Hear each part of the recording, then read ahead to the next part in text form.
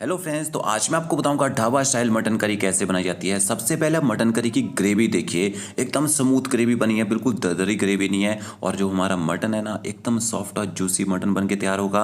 और आप इस मटन करी को एंजॉय कर सकते हैं राइस के साथ या रोटी के साथ। अगर आप सीखना चाहते हैं ना, तो वीडियो को बिना स्किप किए लास्ट तक जरूर देखिएगा। सबसे पहले यहाँ पे मैंने 1 kg मटन लिया है। अब फ्रेश मटन की पहचान क्या है? जो फ्रेश मटन होता है ना, एकदम रेड कलर का होता है, बिल्कुल भी वाइटनेस नहीं होती उसमें। ये देखिए, इसमें मैंने चांप ली है, नली ली है, साथ में बोनलेस पीसेस भी डलवाए हैं। तो इस तरह का मटन आप ले सकते हैं। तो पहचान जरूरी है फ्रेश मटन की। फिर इसके बाद आपने इसको ना अच्छी तरह से धो लेना है। अब धोना कैसे है? धोने का तरीका होता है, आप इसमें नमक डालिए और नमक के साथ में आप इसमें पानी ऐड कर दीजिए। नमक के साथ पानी मिक्स करके आप मटन को धोएंगे, मटन अच्छी तरह से क्लीन हो जाता है। तो ये देखिए, मैंने इसमें इतना पानी ऐड कर दिया कि मटन अच्छी तरह से पानी में डूब जाए। और अच्छे से आपने इसको मैश करके धो लेना है। देखिए, मसल के धो लेना है। तो इस तरह से मटन को अच्छी तरह से आप क्लीन कर लीजिए। तो 2 तरीके बता दिए, पहले मटन की पहचान और दूसरा मटन को धोना कैसे है। धोने के बाद आप इसको एक छन्नी के ऊपर रख दीजिए, ताकि इसमें जो एक्स्ट्रा पानी वगैरह रहता है ना, वो पूरी तरह से निकल जाए इस तरह से। तो पानी को हटा देना है आपने। इसके बाद इसी बाउल में अपने मटन को डाल देना है। अब पहले हम ग्रेवी बनाएंगे इसके लिए। तो ग्रेवी कैसे बनानी है? यहाँ पे आपने कढ़ाई लेनी है, 2 बड़े चम्मच इसमें ऑयल ऐड कर दीजिए। ग्रेवी बनाने के लिए 300 ग्राम यहाँ पे मैंने प्याज लिया है, 150 ग्राम टमाटर और अदरक का यूज़ आपने थोड़ा सा ज़्यादा करना है यहाँ पे। और ये देखिए, 15 से 20 आपने लहसुन की कलियाँ लेनी है। और ये देखिए, ऑयल भी हमारा अच्छे से गर्म हो चुका है। इसके बाद आपने इसमें लहसुन ऐड करना है। तो लहसुन को काटने की जरूरत नहीं है यहाँ पे, आप इसमें साबुत लहसुन की कलियाँ डाल दीजिए। और जो मैंने यहाँ पे प्याज लिए थे, उनको मैंने रफली काट के ऐड कर दिया है। साथ में इसमें अदरक भी ऐड कर देंगे। अब अदरक मैंने यहाँ पे ज़्यादा क्यों डाला? अदरक से ग्रेवी में बहुत ही ज़बरदस्त टेस्ट आता है जो मटन की ग्रेवी बनती है। और गैस की फ्लेम आपने हाई करनी है। हाई फ्लेम में आप प्याज, अदरक और लहसुन को पका लीजिए। तब तक पकाना है जब तक प्याज का जो मॉइस्चर है वो खत्म ना हो जाए। ज़्यादा गोल्डन ब्राउन करने की जरूरत नहीं है, इससे हम ग्रेवी बना के तैयार करेंगे। तो ये देखिए, प्याज हमारा सॉफ्ट हो चुका है। इसके बाद आपने इसमें हरी मिर्च ऐड करनी है। तो 4 मैंने हरी मिर्च ली है, जिनको मोटा मोटा काट के ऐड कर दिया है यहाँ पे। और मिर्ची आप अपने टेस्ट के अनुसार कम ज़्यादा कर सकते हैं। तो मिर्ची को भी अच्छी तरह से प्याज के साथ मिक्स कर लेते हैं, थोड़ी देर पका लेते हैं। फिर आपने इसमें आधा चम्मच हल्दी पाउडर और 1 चम्मच आपने इसमें ना कश्मीरी मिर्च पाउडर ऐड करना है। इससे ना कलर अच्छा आएगा ग्रेवी में। और ये कश्मीरी मिर्च होती है ना, ज़्यादा स्पाइसी नहीं होती, तीखी नहीं होती है। तो हल्दी पाउडर और देगी मिर्च पाउडर को भी अच्छी तरह से प्याज के साथ मिक्स कर लेते हैं। इसके बाद आपने इसमें टमाटर ऐड कर देने हैं और साथ में 1 चम्मच आप इसमें नमक ऐड कर दीजिए। अब आपने गैस की फ्लेम हाई करनी है और हाई फ्लेम में अपने टमाटरों को भी अच्छी तरह से भून लेना है। तब तक भूनना है जब तक टमाटर अच्छी तरह से गल ना जाए, अच्छे से सॉफ्ट ना हो जाए। देखिए, यह हमारा एक मसाला बन के तैयार हो चुका है। इसको आप एक प्लेट में निकाल लीजिए, थोड़ा सा ठंडा कर लीजिए।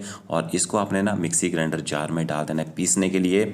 और इसके साथ में आपने थोड़ा सा पानी ऐड करना है। पानी कौन सा लिया है? कढ़ाई में थोड़ा सा मसाला चिपका रह गया था ना, उसी में मैंने थोड़ा सा पानी मिक्स किया था और उस पानी का यूज़ किया। यहाँ पे एकदम फाइन पेस्ट बना लीजिए और थोड़ा सा मसाले को ठंडा होने देना है, तभी पीसना है आपने इसको। ये देखिए, इस तरह से आपने ग्रेवी बना के तैयार कर लेनी है। अब उसी कढ़ाई के अंदर आपने 1 बड़ा चम्मच ऑयल ऐड करना है और इसके साथ में 1 बड़ा चम्मच आपने देसी घी ऐड करना है। थोड़ा सा देसी घी डालने से आपकी मटन करी में बहुत ही बढ़िया टेस्ट आएगा।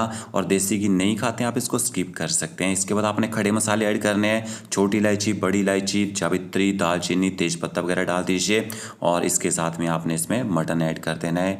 और मटन को आपने ना थोड़ी देर भूनना है। यहाँ पे मटन को भूनना तब तक है जब तक इसके बाहर से मटन का जो कलर है वो चेंज ना हो जाए और दूसरा इसके अंदर जो मॉइस्चर है वो खत्म ना हो जाए। तो गैस की फ्लेम आपने हाई कर देनी है और हाई फ्लेम में आपने मटन की भुनाई शुरू कर देनी है। भुनाई करना जरूरी होती है, इससे मटन की जो स्मेल होती है ना वो खत्म हो जाती है। और बीच बीच में आपने पलटा चलाते रहना है। जैसे मटन पानी छोड़ देगा ना, तो आप पलटा चलाना बंद कर दीजिए। और साथ में थोड़ा सा हल्दी पाउडर, थोड़ा सा आपने इसमें तीखे वाली लाल मिर्च पाउडर ऐड करना है, ताकि हमारी जो मटन करी है अच्छी तीखी और स्पाइसी बने। अब मैंने यहाँ पे हल्दी पाउडर और मिर्च पाउडर क्यों डाला? इससे ना मटन का जो कलर है केवल ज़्यादा डार्क हो जाता है ना, वैसा नहीं होगा।